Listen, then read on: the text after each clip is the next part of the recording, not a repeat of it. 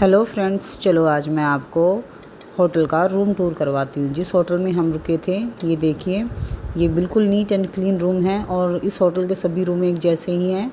ये टॉयलेट देखिए आप, बिल्कुल ही नीट एंड क्लीन है। और ये बेडरूम है। ये होटल कसौली से कुछ ही किलोमीटर पहले है। इस होटल का नाम है सवाई ग्रीन। और आप ये देख सकते हैं बाहर का व्यू, तो और भी इस होटल पे 4 चाँद लगा रहे हैं।